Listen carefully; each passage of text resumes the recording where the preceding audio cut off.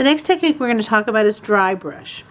Dry brush is defined as a painting method using a brush with very little paint on it. Dry brush creates a skipped or mist effect.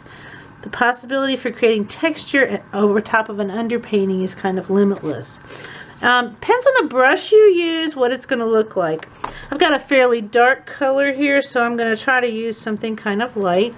So, a little bit of yellow. I'm not going to put a lot of fluid on it because I want that brush to be broken. And then I may take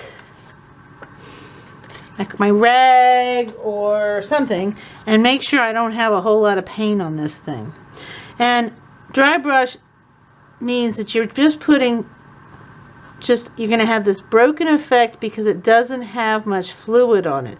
If you're doing bark on a tree and you had a dark bark and you wanted to put like a lighter gray on it, it might look like an oak tree. If you paint rocks in and you wanted to put a texture on them, you could see that that might work.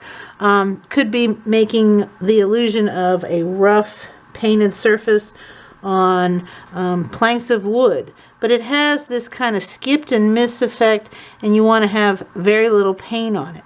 In my research and in the video you just watched, another artist talked about dry brush was working with wet paint over top of a dry area, kind of the opposite of wet into wet. So their philosophy was that this is dry brush. It's wet paint on top of a dry area, and you would make marks on the canvas or on the surface this way where they're not intermingling with what's underneath it. So that was their idea of dry brush as a second alternative way. And a lot of times art books don't always match. It was kind of a new idea to me, so I thought I'd present it to you also. That is dry brush using broken up, very little paint, or the consideration that you have paint that's dry with wet paint going on top of it.